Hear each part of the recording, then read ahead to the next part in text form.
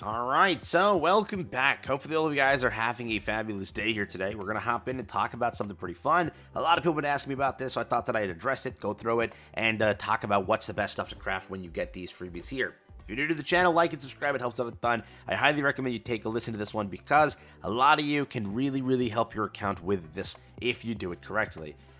First, let's jump into it. Like and subscribe, helps out. Here we go. During this login event, for this entire event over here being part 2 of the anniversary, you will be picking up 2 free relics, that being a RATATOSKR relic and that being a NIDHOGG relic. For everyone, for free, an entire relic will be crafted, which is absolutely the best possible freebie you could have gotten. Now, you got a free Festival Selector, you got a free Mael, 2 free relics. Remember, you also got 3 free relics. This is an absolute setup for any new player joining the game, any player that's been gone from the game, even a player who's been playing the game consistently who may not have this stuff. This is an absolute setup of an update, which was very well done by Netmarble, giving you a chance to progress, giving you a chance to catch up, and giving you a chance to progress through whatever they want you to get through. So, altogether, definitely a W for this update in the freebies context. Very well done. But there are 2 again relics you picked up over here. We didn't need to talk about like the bird and everything else because you've already gotten those. But for RATATOSKR and NIDHOGG, a lot of you need to choose correctly because there are so many good relics in my opinion, NIDHOGG versus RATATOSKR. RATATOSKR is a bit iffy, I still think so. But NIDHOGG has some great freaking relics that are must-haves. Actual must-haves. So, we're going to go through that first. Yes, when it comes to NIDHOGG over here, these are the relics that are available. Basically, let's skip this one over here. Melascula, there's Zeldresses, there's Freyas, there's other Zeldresses, there's AMLE, there's LV Melly, there's Diane, there's Ellie, there's Freyr, there's Esterosa, there's Roxy, there's Monspeed, and there's Merlin. Out of all of these relics, most of them you actually still use. That's the funny part.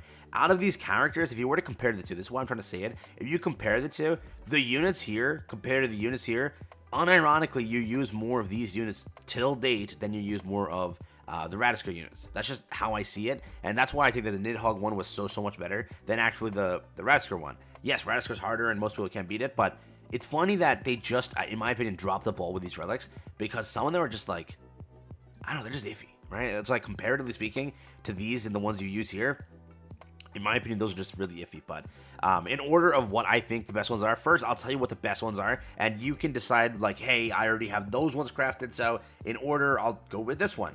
But what I think that some of the best ones are is, I would start with, like, Merlin. Merlin is a really great one. Again, this is in no specific order. First, I'm just saying my favorite ones and the best ones. Merlin, obviously, I think she gives the entire team basic stats, right? And buffs the Sins team. If you're running PvP Sins team, you definitely want to consider getting Merlin and her entire buff over here, because it is unironically pretty good. So out of everything, I think that Merlin would be a definite pickup and a definitely good one. For those that are, again, running Sins team, she becomes the bench unit and she becomes really good for that. Comparatively speaking, I don't think we had a unit that beats her when it comes to the Sins buffing, so take that as you will. But again, she is a very good bench unit, so that would be a nice little consideration there. I would also say Freyr. Freyr is an absolute unit. All right, he's an absolute unit. That's what I'm trying to say. Very good relic. Buffs up Unknown Team very heavily. And for every PvE-oriented content, Freyr has been on my team whenever I run Unknown Team because of how much basic stats you give them. And also his death ult is super strong. So since then, he's been on there. So I would say 100% it's worth it to craft him. A lot of people do run LRDN now in PvP constantly. If you are running LRDN, you need this for the CC, and the benefit is still something. It's not an insane benefit, let's make that really clear here, but it's still pretty good. It's still enough to do something, and it's still enough to give you something worthwhile. So if you are running LRDN, you definitely want to consider getting that as well. And beyond that, I would say Freya. I would say that that's a perfect list of things that you would want to go for. In my opinion, those are the top relics. I would also say Monspeed because he does come in clutch here and there for like related content. Sometimes you will see him being a really good farming unit and like a one-shot team. It's super nice to have him, and here and there for that Croc Shell boss is pretty good to have, but I wouldn't say it's like a must-have. Roxy, I would say to always have it just because it's additional and it does help. But again, I wouldn't say that it's a must-craft, so that's what I think with the must-crafts. Now, in order, what do I think? First, if you can't beat NIDHOGG, get the Freya relic to beat NIDHOGG. Remember, Freya gets this relic over here and buffs up the team and does very good for the team if you're running red Freya. That's 100%. So if you need to clear this much better, and Margaret and whatever team you're running isn't working, this is the team to run. You grab this relic for Freya, and you farm the Demonic Beast as much as you can to craft every other relic. This relic makes it 10 times easier to craft, or sorry, to farm. That's the number one relic, 100%. The always fact of the century is for all of these demonic beasts, you only craft the relic that is associated to the unit that can farm it, and you do it that way because once you craft that relic, it makes it entirely easy, and then you farm it and fast farm it and mass farm it. That's it. So, number one relic to craft is Freya, in my opinion, because again, she is the one who's going to help you further farm it. That's what I think. I would also say that, in my opinion, it's Freyr next. Freyr is absolutely a unit, okay? When you farm any other demonic beast, you will use Freyr most likely if you're running Unknown Team. If you're running Unknown Team, it's an absolute crazy clear, and an actual crazy easy clear. That's how good Freyr is, and how much unknown buffs you get. Freyr will never fall off and will always be there to be an actual great unit to use. So I would say that up next. I would then say, in my opinion, maybe Merlin or Diane. Depending on the PvP team you run and such, those two units are going to be absolutely great for that. I do think that for the most part, like we'll run Sin's team now. You can run Sins with Merlin, and with future banners coming through, you could definitely work with that.